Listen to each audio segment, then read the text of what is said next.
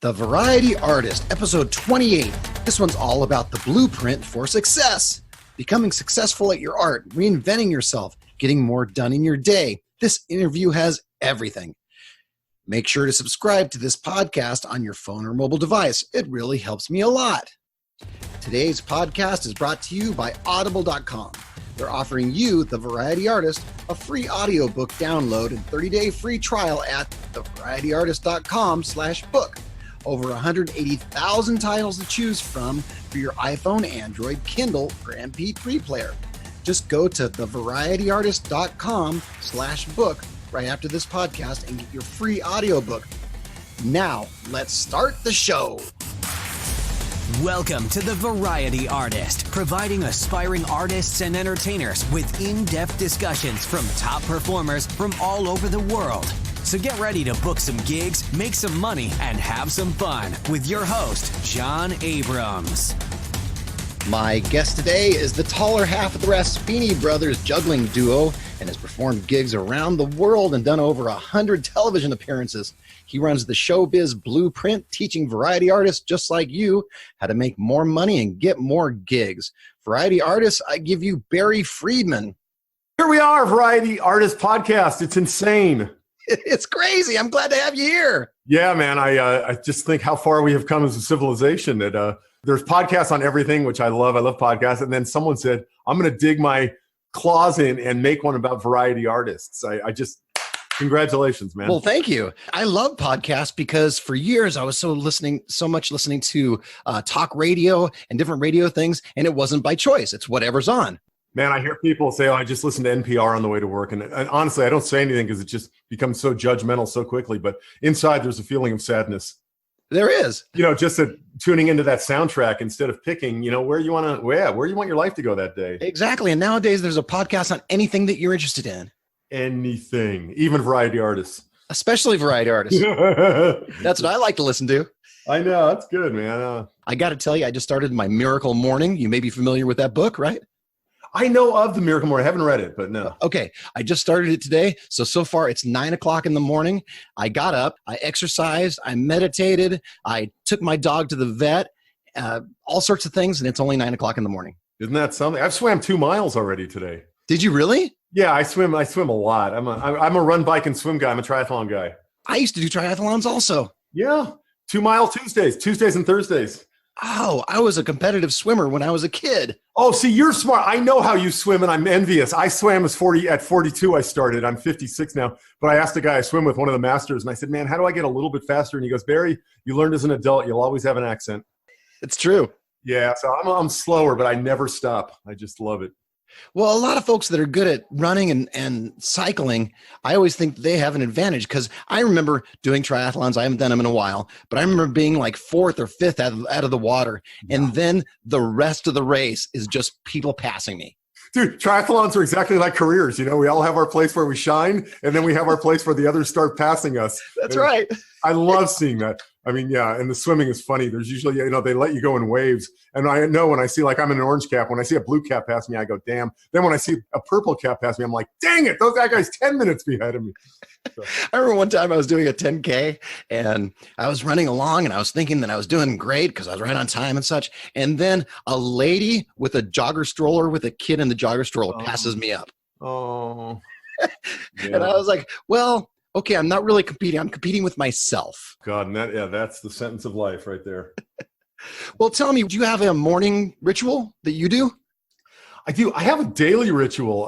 I'm always up. I do one of those sports. 5:30, I get up. I love working out. I do something in the morning because my days are very packed. I like to say if I'm not home and worked out by 7:30, it ain't going to happen, and it's always true. So yep. I got an elliptical recently, which I'm now putting back onto Craigslist because it doesn't feel like it's doing anything to me. But I thought, geez, if I miss my morning, I can maybe jump on that during the day. But it doesn't feel right. So I read a book a while ago called Profit First. I've actually interviewed Mike Michalowicz, the author of that. Amazing book, just about treating your business not to the standards of generally accepted accounting principles, which say income minus expenses equals profit. Michael teaches that income minus profit equals expenses. And it's really just about being conservative, putting your money into different accounts, if you will. And that's what you do when you get a $100 paycheck. It goes into different accounts. Grandmas used to do this with little folders, layaway. But I actually took Michael's principles and turned it into a 24-hour day. I have different bags that I put my time into. 2 hours personal development, and that's exercise, education, health, podcasts, things like that. 4 hours money-making activities. That's working with my clients, writing proposals, creating content for my programs, doing my business infrastructure, interviewing virtual assistants, which I tend to be doing a lot of now. 4 hours of family time, and that's like meals, games, home projects, recreation, fun stuff, bill paying, stuff like that. 2 hours of swinging for the fences. And John, that's the stuff that I have no right aiming for, but I do that for 2 hours every day. Contacting people, connecting people, sending off proposals. You never know when those big swings are going to pay off. Yeah, and you do 10 hours a day, 10 hours a week of those. I know when they pay off a lot. 6 hours of sleep, because at 56, that's literally all I can do, and I wake up feeling wonderful. You know what's left is 6 hours. That's flex time, and it's mostly downtime, or it's maybe one of those other categories that I want to put more into. But that's what I did. Besides creating a profit first business where I put my money into profit first accounts, I made a profit first time account. So yeah, that's a morning and day ritual for me. That's smart, because you get up every morning and you know exactly what you're going to do. And it's a lot of filling in, but entrepreneurial life is it can take you to the moon or it can take you straight to hell. That's right. Yeah. Well, I wrote to you when I sent you the agreement originally. I wrote to you, it came back the next day. And that's fairly unusual. So I wrote to you saying, hey, you're one of the easiest people to work with. And it's absolutely true. And you wrote me back something really, really cool and really interesting. And you wrote back, I get a lot done in a day, and I do it by leaving time to take care of things I can do now and not have to do them later. Yeah, that was certainly that day part of my 6 hour flex time. I look for things I can knock off real quick. Well, that's smart, because I know sometimes I'll have something I need to do. So it'll be in my mind, even though I'm going through my regular day and I'm going through my actions and doing the things that I have to do. But there's always that little nagging thing that I have to do, in my head throughout the entire day. And I don't know if it really helps me throughout the day not doing that thing. It hurts. The amount of energy, emotional, physical, mental, that we waste on stuff that would take 5 minutes is legendary. Mm-hmm. Some part of entitlement. It's some part of commercials telling us we deserve it. A shiny object syndrome is all over the place. I think that's what it is. I think it's the shiny object syndrome. Yeah, procrastination probably is used a lot more now than it was 50, 70 years ago. Oh, yeah. That word, yeah. Now let's switch gears a little bit. Let's talk about those Raspyni brothers. Gosh, I remember those guys. I'm coming up on my 2-year anniversary, man. I never thought I'd go clean, but Dan and I always said one of us or both of us would know when it was done, and I felt it coming. I felt it coming for a few years, and then I definitely felt it coming on the last show we did. I put all our stuff back in our trunk, which is still in my garage, sealed tight. It hasn't been open. I've never been so complete with anything in my life, actually. Dan is your partner, or was your partner, right? Yes, 34 years of marching around this pebble with him. It was wonderful. 34 years. Yeah. How did you guys come up with Raspyni? There was a juggler named Eduardo Raspyni. I think maybe 1930s time. He was a Italian dude, and we always say the word raspy in Los Angeles. That was a big word for us when we were in the early 80s when we were learning our tricks. That was like a raspy trick. And I think we were on our way to our first gig in somewhere, and Dan just said, well, let's Raspyni was nice because we liked Eduardo Raspyni and the word raspy. It was just this kind of fun play on words. And honestly, John, Raspyni Brothers was only supposed to be for the summer of '82. I will stand by that. That was it. It was literally just for that summer. Yeah. Yeah. And it hung on. And we had this remarkable stage chemistry. I mean, from minute one, I had worked with another partner for about, I think maybe 18 months, 2 years before Dan, just at the LA Renaissance Fair. We did some silly little shows at like birthday parties and things in LA. We were like 17, 18, 19. And then I met Dan at around that time, 18, and we did a couple of 3-person shows with this other guy and Dan. I was 20. I had no future. My family's plan was not to send me to college. I did do a couple of weeks of junior college just because it felt like the right thing to do after 12th grade. Mm-hmm. But then it never really sunk in. I never really got why I would do that when I already knew what I wanted to do. Dan and I hit the road summer of '82, put together a show on the drive to the Chicago Renaissance Festival, and really just had stellar stage chemistry. It was so easy compared to what I had experienced for those 2 years before, where I think our characters were too much alike, me and this other guy. Yeah. And Dan and my stage characters were so radically different. There was just all of a sudden, there was a breadth of character and lines and personality to play with, which was so fun. By the way, if any variety artists out there get a chance to watch some of the Raspyni Brothers videos on YouTube, they're terrific, they're funny, and you'll know exactly what Barry's talking about with the two different personalities. Dan's great, you're great, both of you are great at that. He's got this crazy ass voice. I mean, it's nuts. It's really insane. We would go back to venues, a year later or something, and the sound guy would go, "Barry's here again." He would just do Dan's voice again. You're like, wow, it sticks. We had a lot of fun with that. And I think he kind of came up with that voice as an exaggerated Renaissance fair voice. And then when we quit doing Ren fairs, he just kind of toned it down a bit, but it was still kind of this like gentleman announcer on stage. It was really fun. He's very funny. Now, you mentioned people have messed up Raspyni, the word Raspyni. Yes. Oh, yeah. It's funny on our rider. I'll send you one of those for the page notes for our introduction for your show notes. Sure. But it was funny. I had it written phonetically on the top, R-A dash, and then all in caps, S-P-E-E, and then dash N-E. So people would go Raspyni, and it was perfect. Yeah. But honestly, over the years, it was so nuts. My favorite one ever was, we did the Tonight Show with Johnny Carson twice. I don't remember if it was the first one. I think it was the second one, actually. And during the beginning of the show, Ed McMahon would always say the guests, and he'd go, "The Raspyni Brothers," or something like that. Perfect. And it was so great because Johnny Carson, throughout the entire show, kept making fun of Ed for saying that. And then when he introduced us, Johnny said, "I'll never forget," and he goes, "Here they are, the R-A-S-P-Y-N-I, Raspyni Brothers." And that little clip was magic for a variety act in the 80s, 90s. I'm sure. Yeah, but Johnny came out and kind of ripped Ed a new one on air about mispronouncing our name. It was funny. You have one job. It's the Alpo Food and Raspyni Brothers. You just have so much fun. That's it. And to sit there and just sit there. Yeah, just get the things and sit there. That's it, yeah. Sit there and announce. Those are your two jobs. That's it. I never see you screw up Alpo Food. I remember there was just something about the dog food that he always pitched, too, that he was tying into us. It was funny. After the Renaissance Fairs, we went into opening acts. We opened for everyone. I have this nice display. I'll send you a picture of that for your show notes as well in my living room. I have all these hanging clubs, about 21 or so, with the celebrities that we opened for. And it was a very good time, late 80s, early 90s, to be an opening act. Major casinos on tour, Robin Williams, Howie Mandel, Lou Rawls, Patti LaBelle, Jay Leno, Bob Hope, George Burns, David Brenner, just Dean Martin, Jerry Lewis, all these fun dudes that we just got to do these shows with.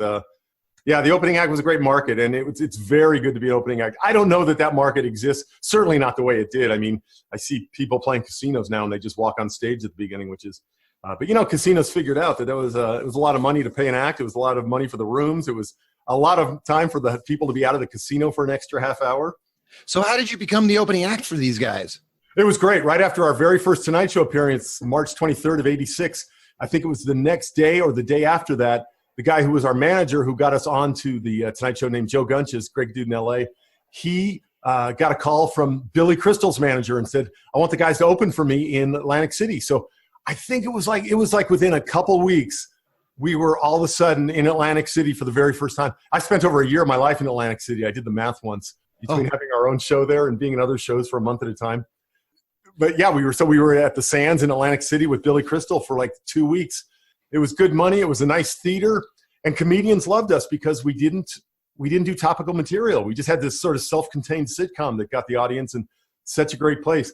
Billy and Robin were doing comic relief in those days, so Billy told Robin to get us. We opened for both of them. Pretty much every concert those two guys did for 6 years between 86 and 92. Boy, that's a good duo to hook up with. It was a great gig. Yeah, we were never in the same room with them together, so we always used to joke that one ripped the mask off, but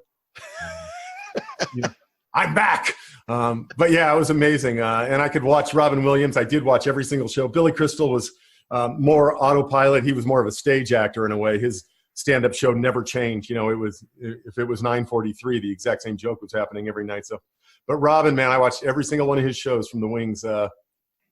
I don't even know how many shows we opened for him. A lot, and I watched every single one of them from the wings. So.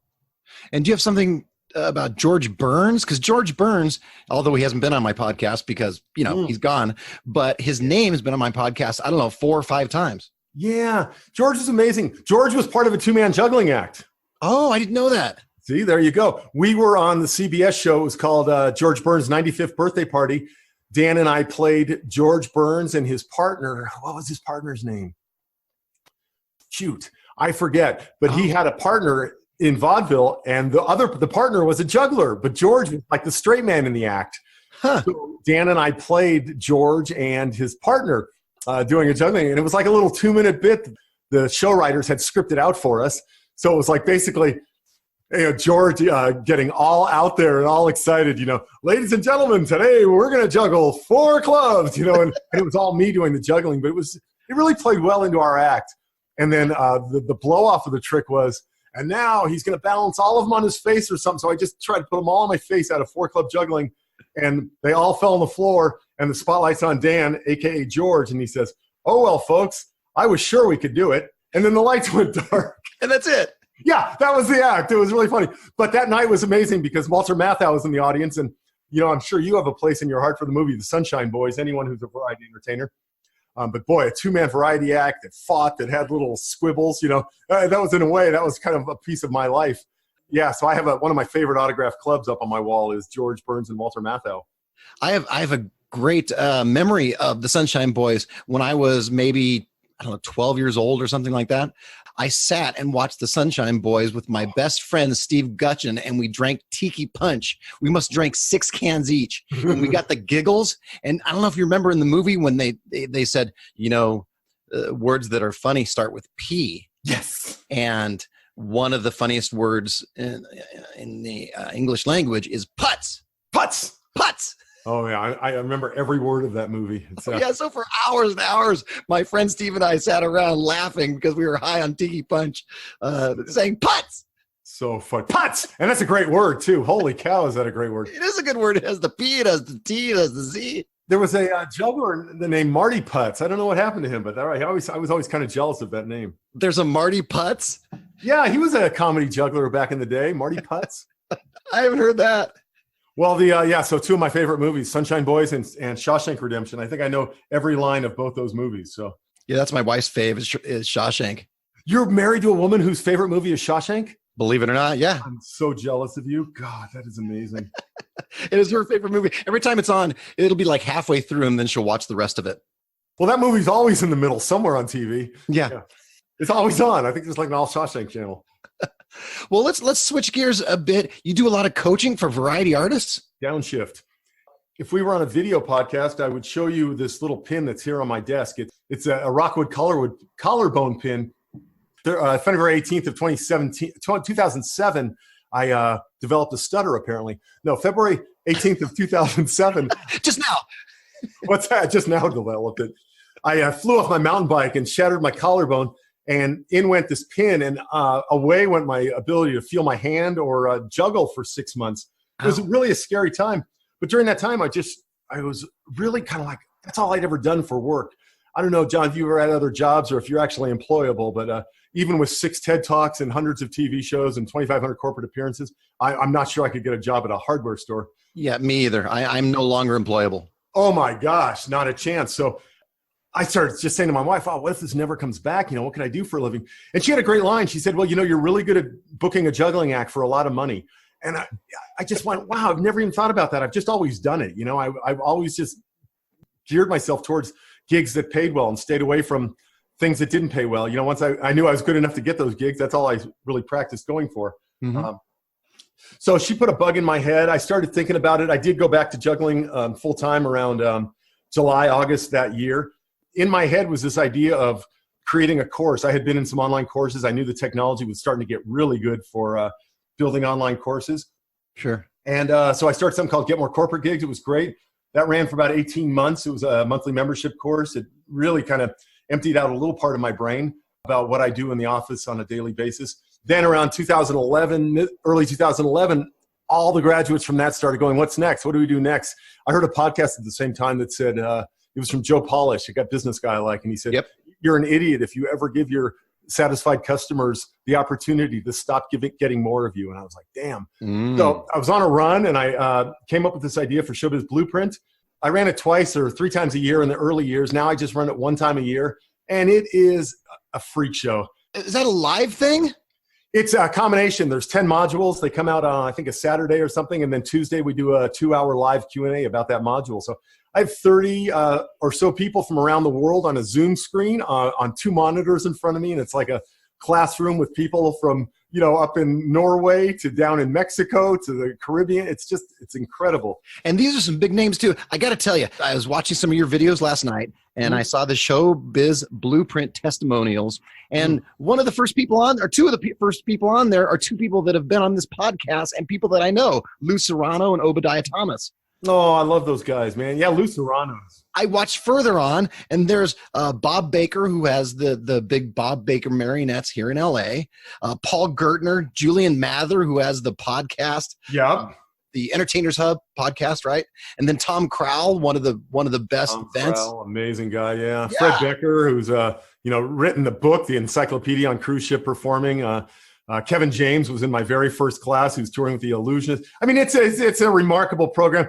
But it's honestly what I want you to do at the end of the 10 weeks is either blast your career so far you don't even recognize it, or at least have the seeds planted and you're actively working towards it, or just get out of show business. Honestly, I have those 2 opposing goals, and I work towards both of them very strongly. Well, give us a little taste for people who have not done the ShowBiz Blueprint yet. Give us a little taste of what they can expect. I think it boils down to getting out of our own way for success. We get into this comfort zone with I work birthday parties, or there's a guy who just did it in 2018. He was a tech guy at a middle school, and he was a magician on the side, and he just wrote me an email, which I'll send you a screenshot of, or a Facebook post, a messenger. It was the happiest thing. He said, I'm sitting in the parking lot going in to give notice at my school job right now. And I was like, yeah. It just melted. It's like we get stuck in this place of I do this and I charge this. And honestly, those are nothing more than stories that you've told yourself and you found a way to be comfortable with.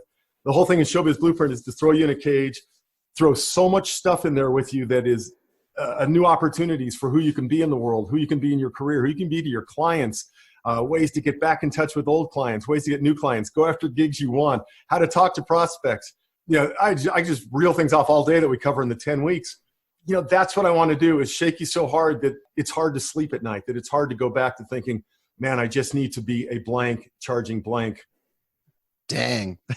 Sounds like fun to me. Kind of a fun thing. It scares people in a way. There's a interview. I do a written interview to get in. I do a phone interview, a Zoom interview to get in. Yeah, then people come in, and I've never in the history of the program, which is maybe the only thing I've ever heard of in the world of information marketing, had a refund.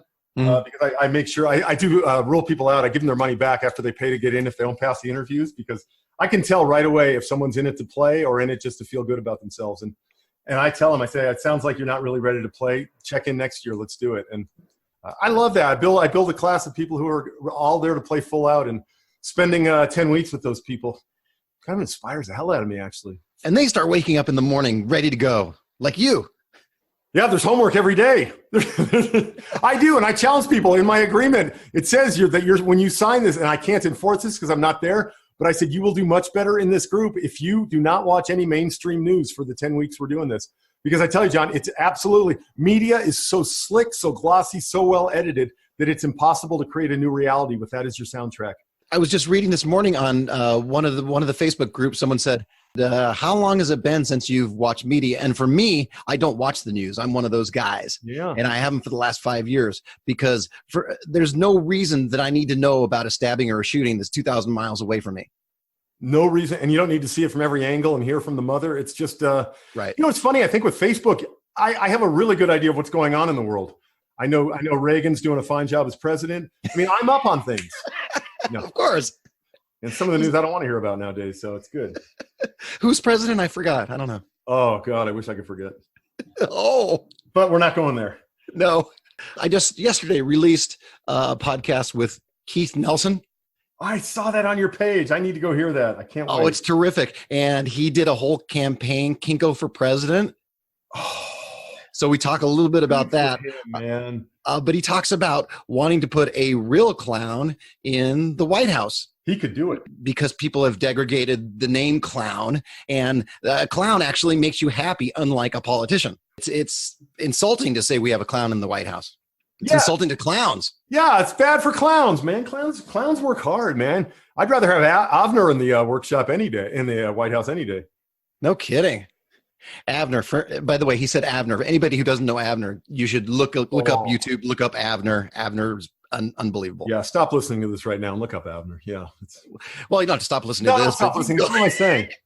After you listen to this. That could have been the worst piece of marketing I've ever done in my entire life right now. We got it on tape. I think he does workshops in LA too.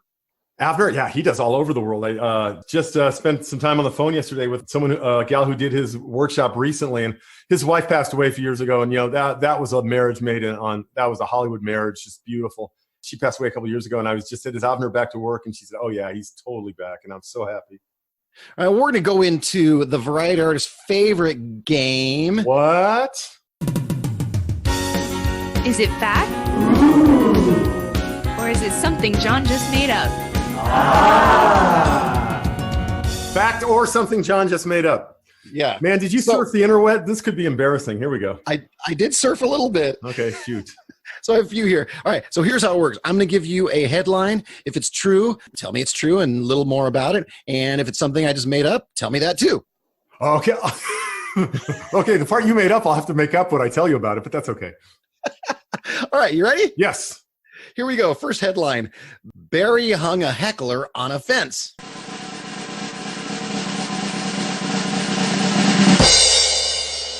Absolutely true. Oh, tell me about that.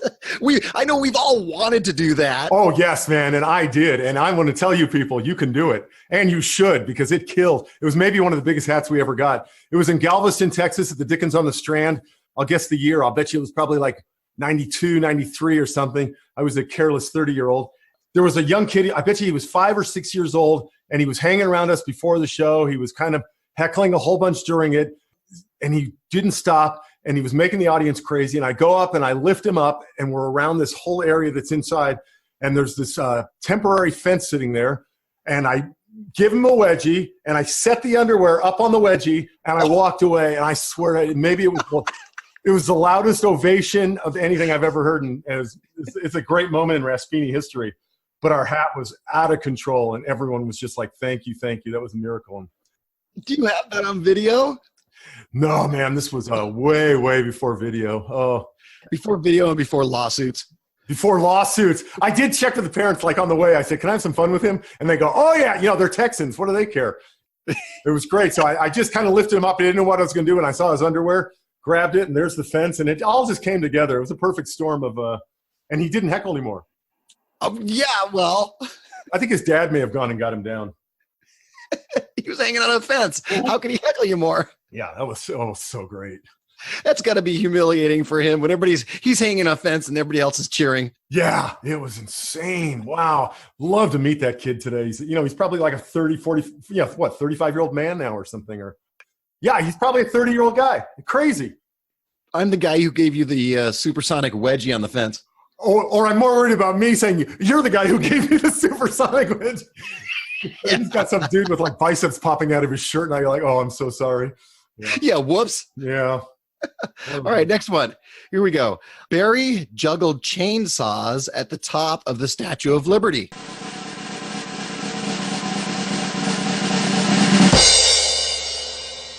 That is false. Oh no! But wow, what an imagination you have. Went to the Statue of Liberty last year with my son, though, and man, it's hard to get up there with a bottled water. That would be what a feat that would be, though, to get up to the top. They don't even let you up. They let you just below the navel nowadays, I think. Oh, do they? Yeah. But boy, to stand up on the crown, that's something I would imagine juggler Neil Dunker doing, getting permission to do that. Maybe you can get chainsaws up to the Statue of Liberty. It's true. What was I saying? It's true. No, it's not true. Yeah, it is. It is. He really did it. Mm-hmm. I made it up, but it's true. Yeah. All right. Next one. Barry lost his hairpiece in zero gravity.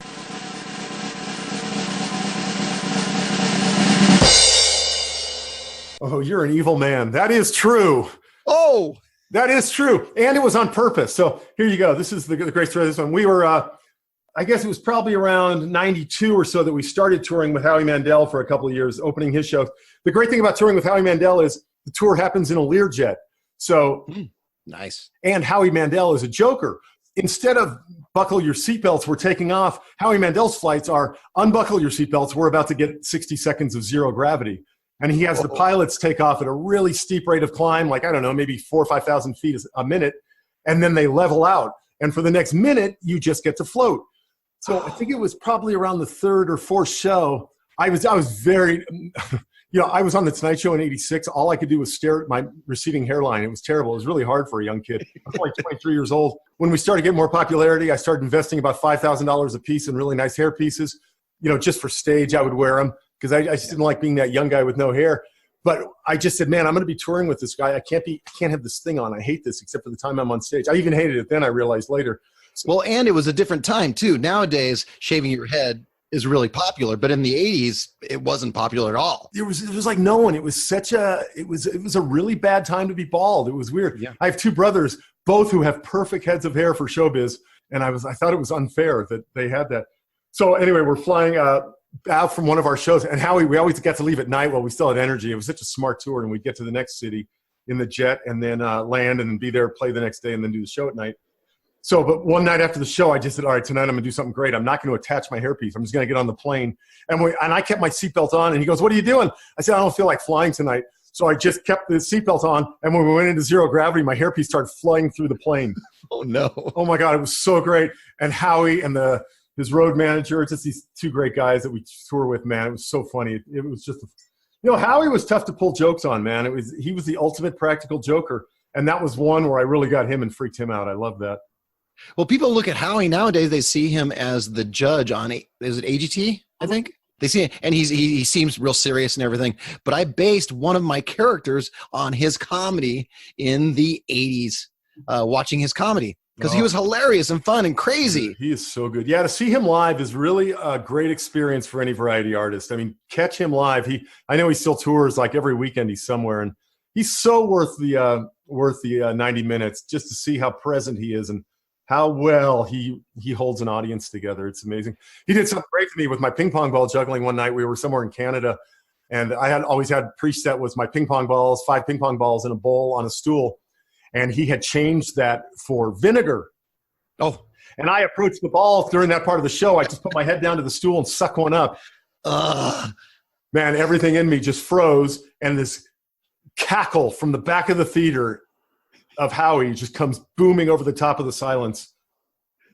It was legendary. But he was such a pro. He had another bowl with 5 ping pong balls in it, like ready. The stage guy brought it out to me. He like made a joke but didn't screw up the show, and I thought that was really a classy move. All right, let's go on to the next one. Yeah, here we go.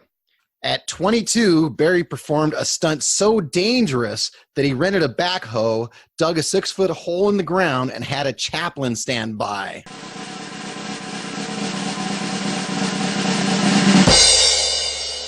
That is false, but would be amazing. You have a wild imagination. I'm not sure what you eat, but that's good stuff. No, but gosh, what a trick that would be. We did one that was so dangerous. I think it had like 24 points of fire, but it was all Dan doing it. He laid on his back, and we had this big star on ball bearings that spun on his foot, and he juggled. He spun a hoop with 5 points of fire on the other side, had a mouse stick with fire on it, juggled 3 torches upside down, and the whole table that he was laying on was rotating and it had fire. That would have been a great time for a backhoe and a chaplain. Yes. All right, we're going to go on to the next one. Mm-hmm. Barry last ate sugar on Leap Day 2012.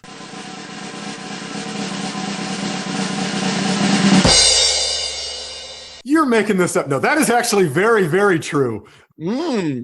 Yeah, Leap Day 2012 was an interesting day. My son was 9 years old then. He said, what are you going to leap for Leap Day? I think someone told him that's what you do on Leap Day is leap something. Yeah. We had just finished eating this big frozen yogurt with gummy bears and peanut butter cups. And honestly, John, I don't remember ever feeling that disgusted from something in my life. Like my teeth were coated, my stomach hurt. Oh. So just out of the blue, I just said, I'm going to skip sugar. I'm going to do a day without sugar. I'd never thought of sugar in my life. I'd never had a big weight problem. I was probably, a tight in a 36-inch pants. But, respectable for an American, certainly, under 200, under 200 or 300 pounds. I'm not sure where the breaking point is nowadays. But, I was 6'1", 190 or something. And I just said that. And I tell you, I woke up on March 1st. I never felt that fascinated by something I had done. And I said to my wife, I'm going to try this for 30 days. I think it was 21 days into it that I just said, oh my gosh, eating sugar again, eating food with added sugar again would be like waiting in line, paying for a ticket to a movie I hated the first time. And I somehow never went back. Around 18 months into that journey where I had almost forgotten that I don't eat sugar. So many people started asking me, how'd you do it? What'd you do? Knowing how to put online programs together, I built something called 30 Days Sugar-Free, which is just become a fantastic business. It runs every day. It's 95% automated. I've gotten myself out of the equation. I only do the marketing for it now. I have a new representative who's the face of it, and she is my greatest success student from the program. She was a TV celebrity baker who got sick of her relationship with sugar, went sugar-free, turned into an hourglass figure from an aforementioned blimp figure. Now she runs the program, and she's amazing. That's got to be tough being a TV baker and trying to be sugar-free. Well, it's funny. She was on the show called The Next Great Baker, got down to second place. You know, it was her and the guy who eventually won right next to her on the final show. But what that did was that escalated her into a 4-digit wedding cake business where she in San Diego, where people have a lot of money. So she was just created from that TV appearances a huge business for herself. And inside of our private group for 30 Days Sugar-Free, she said, I don't know what I'm going to do with the rest of my life, but I'm going to put it in God's hands. And all I know is I can't be involved in serving sugar anymore to people. So I said, can I call you? And I called her and I said, I've been watching you in this group for like 6 months or 8 months at that point. I said, I've been watching you. It's unbelievable. And I pitched this whole idea. I flew down to San Diego. We met. I met her and her husband, who's a chaplain. And it was great. And and she's everything on it now. If you go to 30dayssugarfree.com, you will not see any sign of a big bald man, but instead you'll see a woman who looks exactly like our target market. Whenever you come into it, it looks like the launch is happening right now. It's we spend a lot of money bringing retargeting. We hit people throughout the 4 videos they're watching as part of our sugar survival workshop. By the way, retargeting, for anybody who doesn't know what that is, tell us about retargeting, because I love retargeting. Oh my gosh, retargeting is I think it was first shown in a Tom Cruise movie way back when he walked into a mall and he had a tag on it and said, "Welcome back. How are you enjoying that blue shirt?" That was directed by Steven Spielberg. What movie was it? Minority Report, right? Oh my gosh, John, I should have just asked you. I've always thought that was the original retargeting. And it was probably 2 decades before we ever got to retargeting. Yep. But retargeting basically tells Facebook, hey, this person has been to this webpage. And in this webpage, I'm saying video number 1 of the Sugar Survival Workshop. So we show only those people ads that encourage what they learned in video 1. And then 24 hours, they see video 2 in the Sugar Survival Workshop. And if indeed they have been to that page, their computer or cell phone has a cookie on it that tells Facebook, hey, they've been to video number 2, show them this ad. So we support them further through those ads that are aimed at people who that morning probably saw video number 2. So it's a way to way more elegantly and effectively communicate with people when you know they are looking to do something in their life. So are you still sugar-free to this day? To this day, man, I couldn't even imagine eating foods with added sugar. My whole life changed. I'm 174 pounds. I just jumped on the scale after swimming this morning. I'm a 32-inch waist. I have more energy and I know what to do with. I sleep 6 hours a night. I never got into coffee. That was never my thing. But the 2 big things people say is I could never do that, and everything has sugar. And those 2 stoppers we address very heavily in our Sugar Survival Workshop, which you can find at sugarsurvivalworkshop.com. That's entree of our evergreen funnel for the 30 Days Sugar-Free program. Yeah, once you start, it's not that hard. It's not. There's day 4 in my book. I wrote a book that that is still a great seller on Amazon called I Love Me More Than Sugar. And in that book, I talk about each day of the challenge. There's coaching for each of the 30 days. And on day 4, it's really an outpour of who I was on that day. I mean, I woke up shaking. My son walked into the room. I burst into tears. I don't know why I was crying. I started shaking. I felt like I wanted to get out of my own skin. My wife was like holding me down on this massage table we have in our guest room. I didn't know what was happening, but I tell you, that was every system in my body, everything my body had teaming up to say, get back on that stuff right now. And I know if I did, I would have never gone through this program. But there's one hero's journey day in everybody's conquest. I've watched over 10,000 people go through this 30 Days Sugar-Free now, and I see a lot of patterns. And there's always one day where you just go, oh my God, this is my hero's journey moment. That was fact. Or something John just made up. Yes, that's a great show, man. Oh, thanks. It's a lot of fun and it gets people talking, you know? Great segment, yeah. So we're going to go on to our fan questions. Every time I have a new guest, I put on my Facebook group that you can ask me to ask questions of our guests. Oh, wow. Okay. You had a few questions and a few things. So we'll start. Here we go. Are you ready for it? Let's do it. I'm going to go, without a net. All right. So Dean Apple, who is a terrific magician out of La Quinta, which is kind of Palm Springs area of California. ShowBiz Blueprint alumni. Oh, is he really? Yes, he is. Great man. Oh, I didn't know that, but it makes sense because he says, hey, Barry Friedman is amazing. He has helped not only myself, but hundreds of others on the entertainment path to success. Woohoo! I love that. And the easiest question I may have to answer today. So that wasn't really a question, but right. All right. One of the guys who referred you, Obadiah Thomas, who is also a graduate of Blueprint. He's half of one of the best school assembly teams in the country, Razzle Bam Boom. No kidding. He says, tell us about the time the airline lost the Raspyni props. Oh, that's a good story. And it wasn't actually the airline, it was FedEx. We would always send our stuff via FedEx because it was really nice to see it in the ballroom before I went to the airport. I just got very hooked on that. So we had about a 105-pound case, and when we were touring a lot with it, sending it cross country, FedEx ground needed a couple days, but it was like, $50 or $60 and ridiculous to think of not doing it that way. So we had a couple cases, and when we needed to, we leapfrogged them from show to show. Yeah, so this was great. This was actually in Palm Springs, maybe even in La Quinta down near Dean. Wasn't there. I didn't see it on the manifest before I left home, and I got a little bit worried. Called FedEx, and they said, oh, it was somewhere like where it was doable to get it there. So I felt good about it. We got there, and all of a sudden it became very clear that it wasn't going to get on a truck and get to us, and we couldn't go get it. Oh, no. So this was great. I had the producer who I still remember, Judy Thee, great producer. Yep. But yeah, Judy Thee, I said, here's what we're going to do, Judy. You're going to take Dan and me to a Walmart. We're each going to walk in the door. Dan's going to go left. I'm going to go right. And when we meet in the middle of the store, we're going to have our show. Okay. And we literally did that. I think we spent about $200 on stuff. And we walked on stage that night with like 6 Walmart bags each. Told the story. And oh my gosh, it was so good. And this is when things don't quite line up right, because a couple of years later, we did a show in, I forget, I'd be guessing a city. So let's just say like New Orleans. We did a show for 6,500 Walmart managers, every Walmart manager in the country.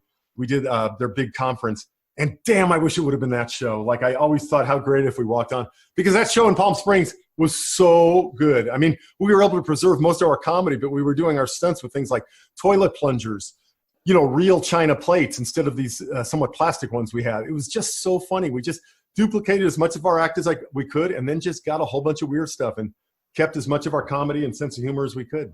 I've had this exact story on my podcast, I don't know, 4, 5, 6 times, and I've experienced it myself. Wow. Where all of a sudden you don't have your props. Yep. So there is something to going and grabbing stuff and having it fresh in your mind and doing, it's almost like a whole fresh routine, a whole fresh show, and the audience appreciates it. It's so good. It reminds me of Robin Williams. He would have in his rider was a box of stuff. That was it. It was just like a box. So every show we went to, there was a college, casino, theater, it didn't matter. They would always have this big moving box full of stuff.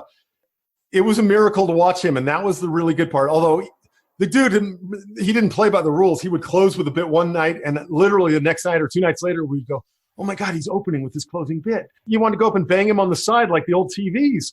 You're like, you're broken. You can't do this. And then it was brilliant. But yeah, going into that box, I mean, that's what it was for him. He worked that in every night. I don't know what's in here. Okay, Obadiah Thomas, again, asked another question. What was a Raspyni rehearsal session like? Gosh, I wish we had them. One of our keys was for most of our career, except for a couple of years, we lived in very different parts of the state. I know like our buddies, the Passing Zone, they have like a rehearsal studio, and they get together a couple days, whatever it is, a couple hours a day. I don't know. Yeah, Raspyni's didn't do that. We would work hard when we had something coming up. We did 6 TED Talks, 1 TEDx, and 6 main stage TED Talks. And I'll tell you, those pushed us to our limits, and those we would rehearse. We would get together, create new stuff, really work on our lines, make sure it was tight. But for the most part, I was always a big fan. You know, it's funny, John, this is the thing. Dan and I were so opposed in where our gifts lie. I was very much alive in the office. That was my thing. We'd book a trade show for 40, 50K, and I'd be like a happy guy. Dan would, we'd have an A+ show, and which he never gave A+.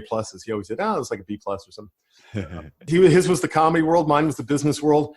And it was really good in that way. So I think we just kind of took care of our own things. We'd meet. Our big rehearsal was probably 7 to 10 minutes before every show. We'd meet right outside the hotel ballroom and just kind of loosely talk through our opening. Or meet at Walmart.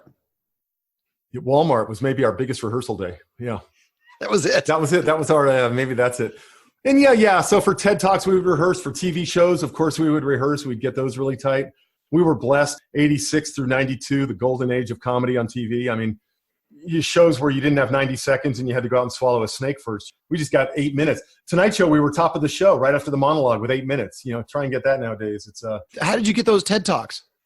TED, this is a great story. I actually turned it down on the phone. It was year 2000. This guy calls us. He says, hey, I saw you guys recently. His name was Richard Saul Wurman, the man who created TED. And he said, I saw you guys at an event, or somebody saw me. He couldn't even remember. Which is textbook Richard Saul Wurman, actually. He said, I can't remember, but he goes, I want you guys to do TED. I started talking about it. He said, it doesn't pay, but it's kind of a conference of thinkers and this. And I said, we don't really do many free shows. And this is the greatest line. Like, I want to be so confident in something one day that I can say this. He goes, I'm going to FedEx you a package right now. If you still don't want to do it, go ahead and call me. Otherwise, I'll assume you're in. Oh my God. So he FedExes me this package and I call Dan and I go, oh man, I think we just got invited to something really good. And Dan's great line was, how much does it pay? And I said, nothing. And it was in Monterey in those days. So we were in Northern California. So it was pretty easy to go do that. And it was amazing. We get there, we're hanging out with everyone you could imagine famous. We would just have fun. I say we did 6 TED Talks, but we've actually never invented or cured anything at all. We always had the comedy spot, which they post one performance for every 600 talks. Was that what it was? Or 300 talks. It was something like that. But there's only one of our TEDs online, which is, I think, the first one from 2000. Yeah, and we done 2001, 2, 3, 4, and then we did 8, and then 14. So yeah, we've had a lot of TED time. It's the networking connections, the career opportunities. It's been unbelievable. It was at a TED conference that Jeff Bezos, the world's richest man, autographed Dan's ass with a Sharpie. Oh, nice. There's a TED moment. Yeah. But we did this funny thing, like the right and wrong way to do things at TED. And it was funny. I was always the guy who did things. And we did this. This was one of our really solid templates at corporate events too. We would do if we were working for like Allstate and they had a safety seminar or something, we would do, the right and wrong way to drive a car. And we just go out with our camera and I'd always do the right way and Dan would always do the wrong way. So I think this one was like the right and wrong way to do things at TED. And that particular one was, there's a lot of famous people here and there's right and wrong ways to approach them. So there's a picture of me like shaking Martha Stewart's hand very courteously. And then it goes to Dan in the wrong way. Jeff Bezos is signing his butt with a Sharpie. Perfect. Yeah. So that was a good comedy template we used a lot. All right. Next fan question. Eddie Rice Jr., who is an actor and owner of #1 Best Events, he asks a couple of questions. When you separated from your longtime partner, did you find it difficult to regroup and think of your next move? I did a slow crossfade since about 2011. I really became interested and started studying information marketers, the great businessmen. That's all I listened to. I remember the classic thing was Dan would always be reading novels. His favorite thing was like novels and Inquirers. He'd get on plane with like the rags and the thing. And my thing was always like every business book humanly possible I would just consume. And then podcasts came on and that's all I listened to. And so it wasn't clear. It wasn't like November 4th, 2016, we did our last show in the 5th. I go, what am I going to do? It's like I already had a 6-figure business cooking. I slowly transitioned it out. But then since then, I've just, I've continued to expand. I mean, what I've realized more than anything as I've gone on and approaching 2 years here is I have absolutely quit going after things that I already know how to get. And that's just a basic operating procedure of my day. I quit going after things that I already know how to get. Say that one more time. Yeah, I quit going after things you already know how to get. There you go. There was a lot of years. There was probably 25 years in the middle where I knew how to get good paying corporate gigs, and I kept getting them because, damn, those are good checks, man. And Dan and I were healthy. We had a great show. There was plenty of opportunity. But when I got tired of it, it was just like, I got to quit going after things I already know how to do. And I started feeling that. I started thinking that, started taking action, started putting into practice. I'm not a great reader, read 20 books on something, then start. It's like I'm taking action on chapter 1 of a book usually. I remember back in the days of VHS tapes, I wanted to do a Raspyni promo tape. And I got this 6 VHS series on using Adobe Premiere. And they gave you a CD-ROM with all the files to work on. I go, screw that. I have my own files. Like they were teaching crossfades. I was doing my own editing. And yeah, I was like, I'm not using your files. I have work to do here. I like that because it gets us started. Right now, I just finished chapter 1 of Miracle Morning. Oh, nice, man. Good for you. But I'm in. Yeah, I already started. You're doing it. Hey, dude, it would have been way easier for you not to do a podcast. I always love seeing people who are doing things that it would be easier not to do. All right. So Eddie Rice Jr. also asked. Goes on to say, yes. He does go on.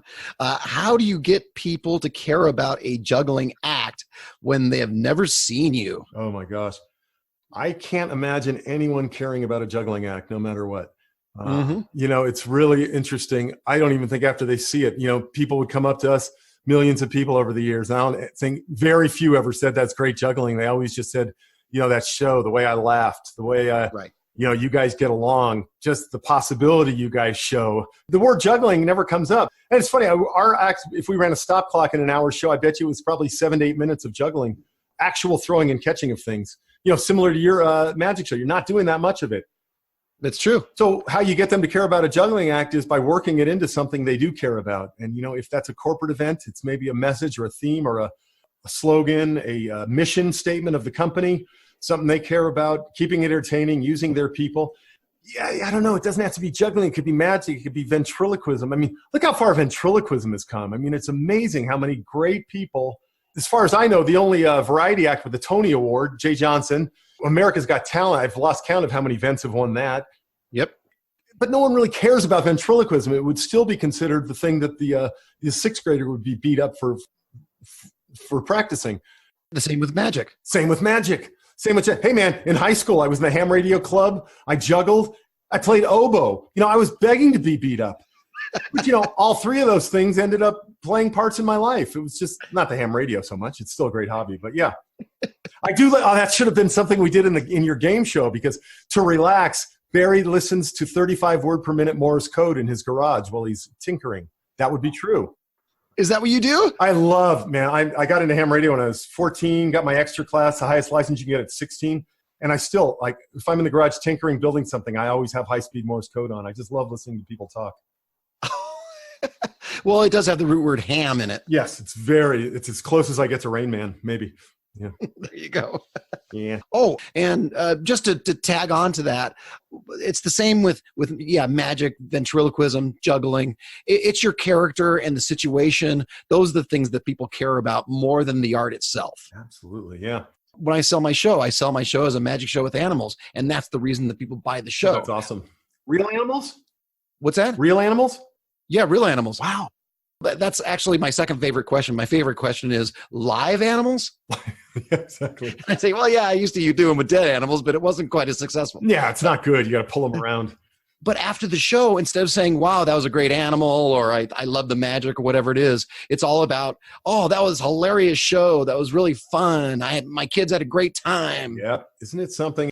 So do you have a horror story for us? A good performing horror story? Oh, man. I do have a good one. And this is funny. I'll give you this one. This is a Los Angeles, Hollywood commercial audition. Someone wanted a male and female jugglers to be dressed as clowns. So they had professional clown. For this news promo about different ways to handle stress. And it was like a row of 8 people doing different things that the camera was sweeping down in one thing. It was like a 10-second piece. So it was like, okay, go. And they had the camera crane that came across and swept. And so I didn't left out this important part. The partner, the female that I did this with, out of all the hundreds of women in LA who could pass clubs forever, I said, oh, come on, Annie, you'll do this. My wife of about a year. I've been married 31 years. We got the clown makeup. She was a great dancer, amazing dancer. She learned to juggle fairly well, but the pressure of the camera, every single time the thing swept by, she would drop. And and then here's the nightmare. Over the voice, This is the director of, I don't know, an expensive movie shoot in a real sound studio for ABC. Comes the voice of the director. Can we get a little better juggling from the clowns? Oh, no. And that will be the official line that I remember of Annie and my short-lived juggling career. All right, so give us one piece of advice for the beginner, someone just starting out. Yeah, the beginner, it probably goes back to what we were talking about a minute ago. I remember practicing on and juggling and then realizing, wait a minute, I like juggling, but what I really love is entertaining. So find that part of it you really love, because I know great jugglers, I know great magicians, and maybe they don't have an interest in making money at it or having a career, or maybe they don't, have what it takes on the business side. But show business, I will tell you from the beginning, if you're getting into this to hopefully make a living one day, treat those words in the ratio that they are spelled, 1 for the show and 2 for the business. Yep. It's very important. I've seen a lot of not as good entertainers who make unbelievable livings, way more of those than I do of great technical jugglers, magicians, ventriloquists, who just don't make a good living at it. I know there's a lot of magicians groups that get together. Probably 60 or 70% of the people in these groups are technically amazingly proficient at what they do, but they're not making, I did 3 shows this year. Oh, congratulations. Yeah. I mean, I have so many tricks that when I was practicing them and I said, that's good enough. I don't need to add another club or another ball. I don't need to spinning some. It's good enough. The comedy's there. The routine carries. That's right. Get in front of an audience. Yeah. Does the audience get what they need? I mean, it's really hard. You need to be able to nail something 10 times in a row, basically, to make sure you can do it on stage once. So what about some advice for the working pro? Working pro. You know what? Give anyone who is thinking about hiring you as an entertainer, give them an experience that keeps them from sleeping at night unless they've booked you. Maybe that's a video. Maybe it's a series of testimonials. Maybe it's a customized you looking into your phone camera and giving them 3 ideas about how their event can be even better this year than it was last year.